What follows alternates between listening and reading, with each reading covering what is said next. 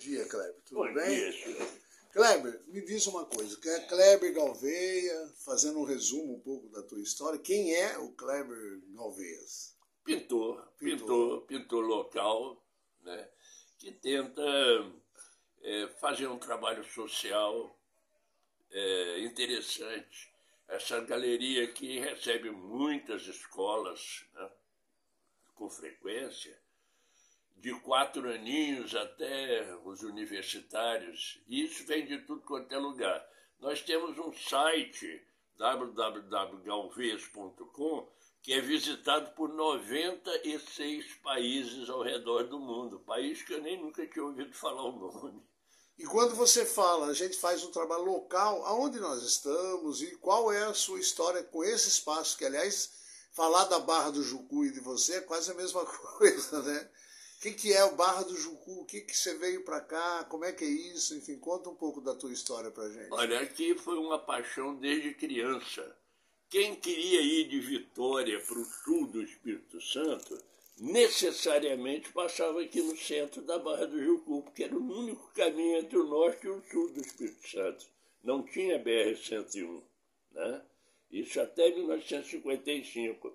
E eu passava aqui desde 1949. E sempre, já existia, já tinha o quê? Uma colônia de pescadores? Não, uma coisa muito pequena, muito simples, mas estava em decadência, porque tinha começado a peste oceânica, as traineiras, né? E o peixe deixou de chegar aqui no litoral, né? Tanto que eles fizeram uma peixaria, onde é a polícia, lá do lado do Bregas, onde tem aquelas... Né? Bem, e aí a peixaria logo virou açougue. Porque não tinha peixe mesmo. Não conseguia peixe, né, para vender, né? Muito pouco o peixe. E muito incerto. Sim. E nós estamos falando isso, que período que é isso? Os anos 70? 74. 74. Eu comprei essa casa no dia do casamento, há 51 anos atrás, e moro aqui há 51 anos. De vez em quando dou umas fugidas. Sim. Né, mas sempre estou aqui. E aí você tinha... Qual que é a relação? Você passava aqui, via o espaço, gostou do lugar? Não, o que era isso? Mas a paixão mesmo foi que quando meu pai foi transferido aqui para Vitória, meu pai era médico sanitarista, uma raridade das raridades, né? Só tinham 2 no Espírito Santo. Então o governo mandou ele se especializar no Rio de Janeiro, onde ele tinha feito o curso de medicina, né? E ele veio, aí foi nomeado para São Mateus. Nós saímos do sudoeste do Espírito Santo e fomos morar no nordeste do Espírito Santo. Então nós cruzávamos o Espírito Santo 4 vezes por ano, porque meus avós, né, as férias de junho nós íamos para lá. E as férias de dezembro nós íamos para lá. Então levava 2 dias de São Mateus a Dores do Rio Preto. E era estrada de chão, cheio de atoleiros, com trator puxando o carro. Era uma viagem muito difícil. E uma dessas passagens você parou por aqui? Meu pai, aqui tinha muito famosa, que pena que estão destruindo cada vez mais, a Lagoa de Jabaité. Já ouviu falar?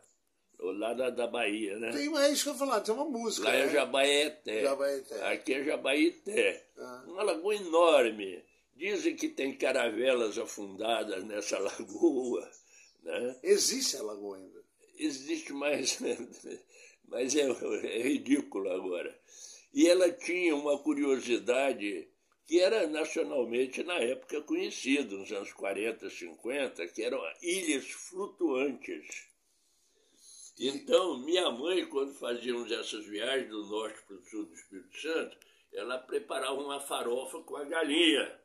E aí, quem acertasse o lado em que as ilhas estavam naquele dia, né, ganhava o coração da galinha. Como que é isso? Como assim? Quem adivinhasse a ilha, o lado que estava a ilha, como assim? A ilha era flutuante, a ilha? A ilha é flutuante, com árvores, com tudo.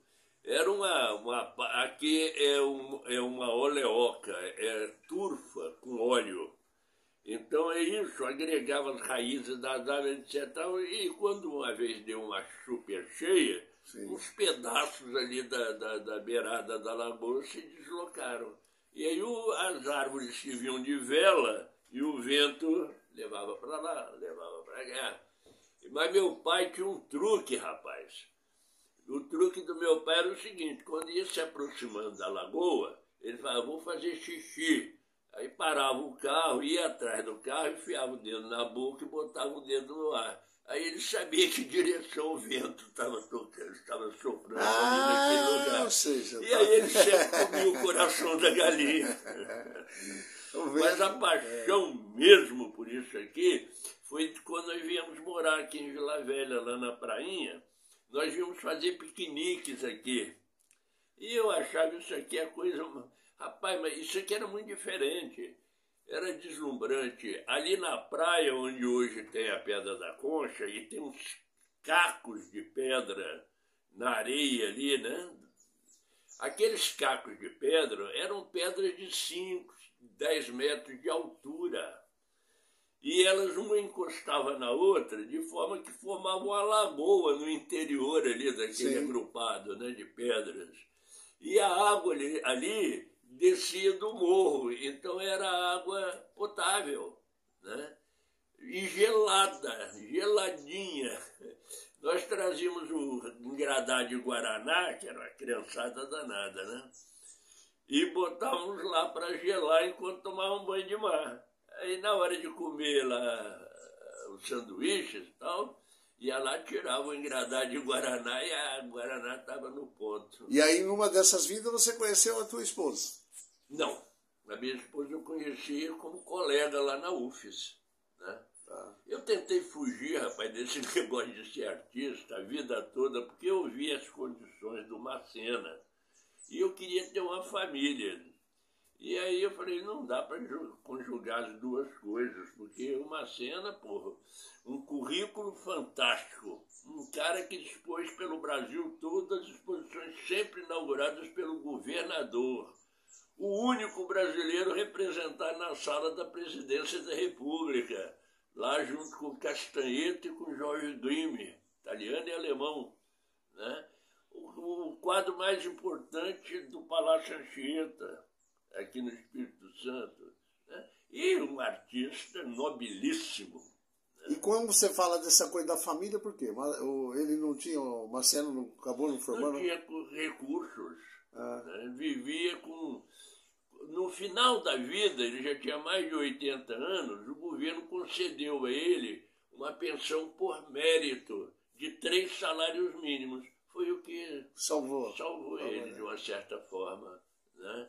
Mas ele viveu 89 anos, bebendo, fumando.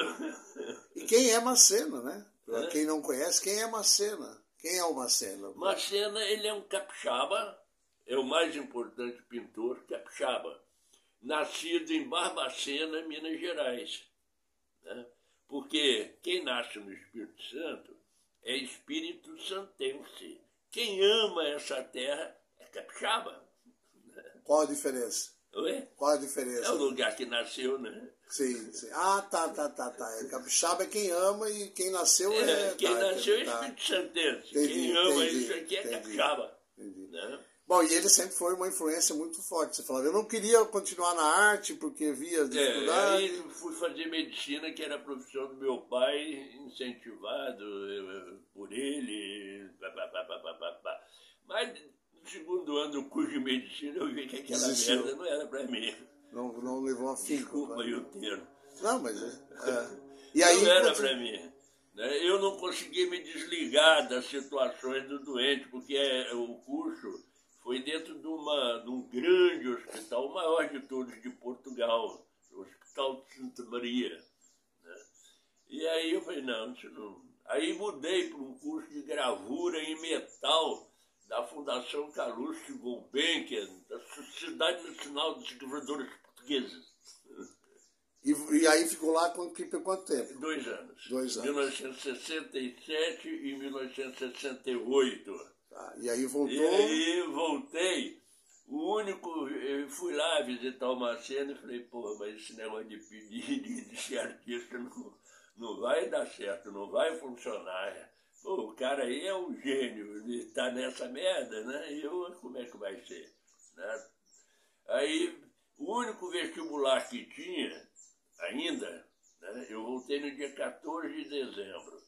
E o único vestibular que ainda ia acontecer era o de economia. E na época tudo era favorável para mim para ser um economista. A minha mãe era delegada do Ministério da Fazenda no Espírito Santo, delegada fiscal, né, do Ministério da Fazenda. Comandava aquele prédio preto lá, grande, que o pessoal chama de túmulo do contribuinte desconhecido. Né? E meu pai era diretor do centro de saúde aqui do Parque Moscoso, que era o único. E meu primo era o ministro da Fazenda. Então o economista estava em alta. E eles muito, muito favorável, né? Para quem queria ser o economista.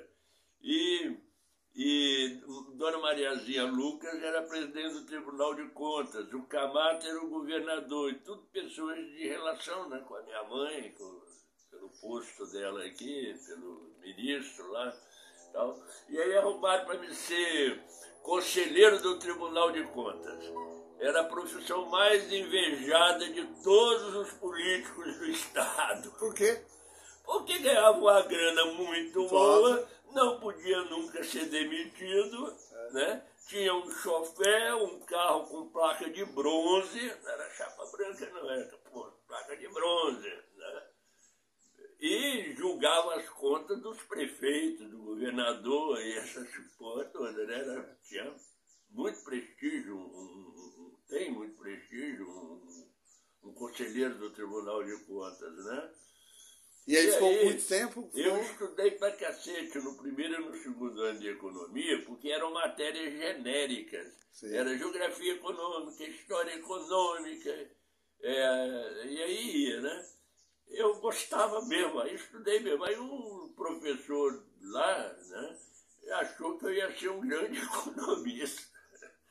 Só que eu aguentei o primeiro, gostei do primeiro e do segundo ano. Quando entrou no terceiro ano... Que era mais específico, né? Era isso, era contabilidade, razão, não sei o quê, eu já nem lembro os nomes. E aí, eu falei, eu não vou passar minha vida atrás de uma escrivaninha fazendo conta aí para os outros. E voltou para a arte, então. Pois é. Aí, mas aí teve um argumento fortíssimo da minha mãe para me concluir a economia. Meu filho, você já largou um curso pelo meio. Agora esse está no meio.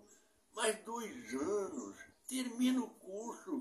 Se um dia você for preso, você tem prisão especial. Pronto. Foi até o Terminei, me formei economista, fui trabalhar com esse professor que queria tanto que eu fosse trabalhar com ele, né? E aí fui numa quarta-feira. Trabalhei quarta, quinta e sexta. No sábado, chegou dos Estados Unidos um amigo de infância, Rogério Abreu, e que tinha feito economia também, tinha ido para os Estados Unidos e passado 1 ano lá. Estava chegando louco para arrumar um emprego. Eu falei assim, rapaz, você sabe que você chegou na hora certa? Aí ele, por quê? Eu falei assim, segunda-feira vai comigo lá. Aí fomos nós 2 lá para Vitória. Ele chegou lá, apresentei ele. Deu emprego. Voltei para as pinturas. Né? E as pinturas? Bom, elas começam efetivamente. Não, mas até... não acabou não, ainda tentei fugir de outro jeito. Aí vi que não dava, né, para ter uma família. E estava já aí entrei para fazer licenciatura em Ciências Físicas e Naturais na UFES.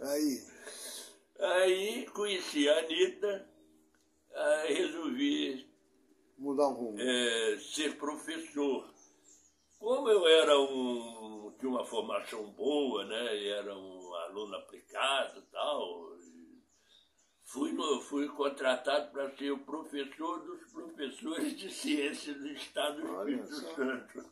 E ficou quanto tempo com isso? Como? Quanto tempo ficou com isso? Isso, 5, 6 anos. Já. E durou. Mas circulava pelo estado, mas continuava pintando, continuava pintando. Nada, escrevendo. Ah, tá. Escrevendo. Né? Escrevia muito sobre o Macena. Inclusive está no livro aí, os textos, né? Bom saber. E Macena impressionista, Macena isso, Macena aquilo. Ou seja, o Macena sempre foi uma referência muito forte para você. Sempre. Rapaz, um gênio abandonado ali na prainha em Vila Velha, entendeu?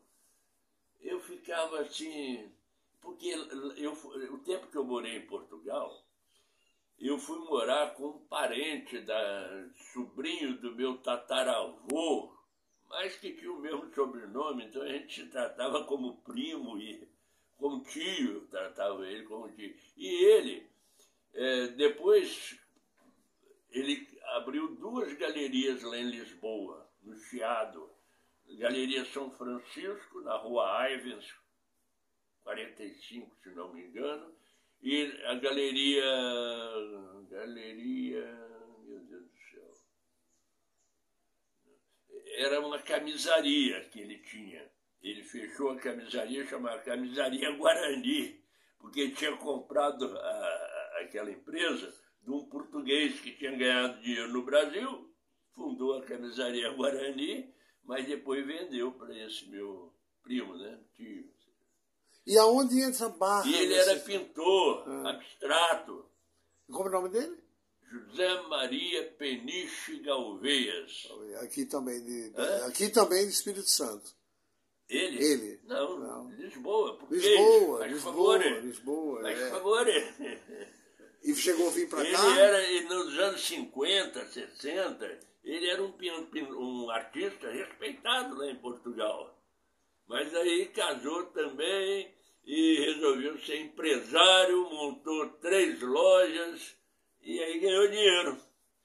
Ele morava em 3 casas diferentes. Uma para o inverno, uma para a primavera e o outono e a outra para passar o verão. Né? Ganhou dinheiro como empresário. Eu estou aqui contando o tempo e estou de olho, um olho no gato, outro no cachorro. Né? Objetivo. Não, por causa do tempo mesmo que eu tenho aqui. Me diz uma coisa, e qual a relação de tudo isso com a Barra? Porque, como você veio parar na Barra do Jucu, efetivamente? Essa paixão da adolescência, né? Dos piqueniques, né? Depois um tio meu instalou aqui um restaurante de muqueca, lá onde é aquele monumento agora das 2 casacas ali de Jacaranema. Jacaranema. Me fala sobre isso um pouco. Qual que é a diferença entre Jacaranema? Porque é o espaço do parque. Quem inventou Jacaranema, desculpa, mas fui eu. Jacaranema não era nem lá. Jacaranema era no sul da Barra do Jucu. Como eu queria fazer um processo uma desapropriação, porque um dia, chegando na Barra do Jucu, eu era professor, né? Ali em Taparica. Chegando na Barra do Jucu, eu vi o Jussará em chamas. Jussará era uma ileia, uma floresta tipo a floresta amazônica, de inundação. Por isso ela se preservou séculos. Porque quando pegava fogo, o fogo nunca alcançava o Jussará. Entendi. Né? E aí eu cheguei e vi aquilo. E era um lugar que eu ia passear com meu filho mais velho na bicicleta, sempre, que é muito legal. Eu desenhava lá, meu filho ficava vendo os macacos, tamanduá, enfim. Né? E aí eu falei, meu Deus, aí dei meia volta, aqui não tinha telefone na Barra do Jucu. Né? E aí eu corri nos guardas ali na Polícia Rodoviária, entre a Barra e Vila Velha, né? Não tem um posto ali? Sim. Eu fui lá e falei, olha, tá pegando fogo no Jussará. Ah, é? Jussará fica onde? Já lá, ó. Daí dá pra ver as labaredas. Né? Ah, é?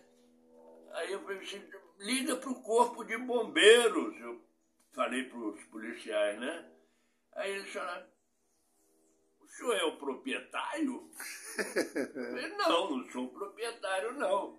Qual é o interesse do senhor naquela área? Eu falei assim, bem, o interesse meu é mesmo seu, de preservar um patrimônio natural fantástico que tem aqui na nossa cidade e não tem nenhum outro semelhante no litoral do Espírito Santo que eu saiba. Ele coçou a cabeça, falou assim, moço, você vai me desculpar, mas não vou ocupar o bombeiro com isso, não. E aí o Juxará pegou fogo. Depois que pegou fogo, o pessoal lá tinha samambaias gigantes, as que tem na Ilha da Trindade, porque a Ilha da Trindade fica exatamente no mesmo paralelo que isso aqui. Tanto que teve um francês que achou que o tesouro não era na Ilha da Trindade, era aqui no Morro da Concha, porque ele descobriu que o Morro da Concha era uma ilha antigamente. Tá entendendo? Sim.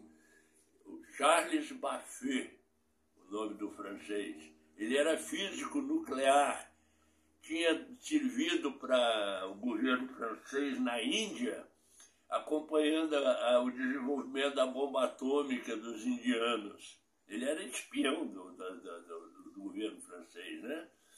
E aí, ele conseguiu, com o neto de um pirata russo, o bisneto, que tinha sido poupado em Cuba, que os outros tinham sido enforcados, os outros piratas. Mas ele, como médico pirata, ele tinha tratado de alguém que estava doente lá e mandaram ele de volta. Salvou a própria vida, salvou a vida do outro e a dele. E aí ele vendeu para o Charles Baffet um mapa do tesouro da Catedral de Lima, que estaria aqui na Barra do Jucu, no Pedra da Concha. Esse cara arrumou a transferência dele para vir trabalhar ali no Suriname, aqui no norte da América do Sul, né? Na Guiana ali, né? E como espião do governo francês para regular o comércio do café e de terras raras para a China, porque a China só tinha relação até então, no Ocidente, com a França. Todos os outros países, por causa da Revolução do Mal, cortaram relações com a China, né? E aí ele, francês, foi mandado para a Guiana aqui. E ele controlava o contrabando de café e de terras raras, nióbio e a companhia alimentar. O que está de novo na pauta, né? Como? O que está de novo na pauta, né? O que está reaparecendo essa disputa por terras raras e tudo mais. Isso. Querido, é o seguinte, eu estou aqui, como eu falei para você, de olho na nossa prosa, mas ao mesmo tempo no tempo que eu tenho de gravação. Aí vem assim, você tem todo o envolvimento aqui com a Barra, emocional, enfim, tem todo, né? Está 50 anos. Os filhos todos nasceram aqui. Pois é, então. E hoje nós temos enfrentando, não só aqui especificamente, mas no geral, a especulação imobiliária, principalmente no litoral, né? Que eu tenho acompanhado e tal. Como é que é esse enfrentamento? Como é que, na sua percepção, como é que a Barra vai se dar perante a tanto interesse, por exemplo, dessas especulações imobiliárias, na ampliação de... Enfim, fala um pouco para mim. Quais são as suas perspectivas aí, de quem viveu? Tem um quadro ali pintado, mais ou menos recentemente, que é o ontem, como era a paisagem aqui, como era a via de transporte, como era a arquitetura, no primeiro plano. E no último plano, os edifícios invadindo para cá. Que é mais ou menos o que está acontecendo. Vou mostrar depois o quadro. É mais ou menos o que está acontecendo, por exemplo. Exatamente o que está acontecendo. Desde os anos... Bem, desde Terra Vermelha, né? Terra Vermelha foi um estrupo, é um lugar agradabilíssimo. Eu sou freguês do comércio lá, desenvolveu estupidamente bem, né? Foi mais uns 30 mil, 40 mil pessoas da noite para o dia chegando no lugar, né? Assusta, né? E desenvolveu-se muito. E aqui na Barra teve um rapaz, e hoje ele é jornalista daquele jornal Tempo Novo, lá da Serra. Sim. É um jornal que tem grande repercussão lá na Serra, né? Ele iniciou uma ação para impedir a construção de 5 edifícios lá nos Arrecifes, né? Aí o negócio herdou, eu ajudei aqui também, fazendo abaixo-assinado, eu consegui 300 assinaturas contra a construção dos edifícios, inclusive desse primo embaixador e do nosso secretário da Embaixada da Rússia, de Moscou, que estava amigo dele, estava aqui visitando, né? E isso conseguiu impedir? Hã? Conseguiu impedir a construção? Aí vai chegar a história, rapaz. Ele conseguiu impedir que fossem 5, mas ficou 1,5. Não teve como de roubar aquilo, né? Sim. Porque também aquilo era de uma organização dos policiais. Mas só que ele teve que mudar da Barra do Jucu. Foi ameaçado várias vezes de morte, né? Sim. Aí está morando na Serra e, em vez de fundar um jornal aqui, fundou lá na Serra. Tempo Novo. Meu querido, agora fechando mesmo, porque eu estou ainda voltando, você falou da medicina, a passagem pela medicina, a passagem pela economia, a passagem pela... Sim. De uma certa maneira, a medicina, ela continua presente na tua atuação, mesmo porque, ó, nós temos aqui, né, você está engravatado aqui. Fala um pouco sobre o que é prosopagnosia. Prosopagnosia é uma deficiência intelectual que 2% da população mundial tem ela em grau elevado. É uma extrema dificuldade de reconhecer a fisionomia das outras pessoas. Prosopon, em grego, é fisionomia, face, né? E nosia, desconhecimento. E a gente tenta fazer esse símbolo ser popular, porque um símbolo só faz sentido se a pessoa conhecer o significado. Ajuda a gente. Muito bem, então está aqui o símbolo, criado por você, inclusive, pelo Kleber, né?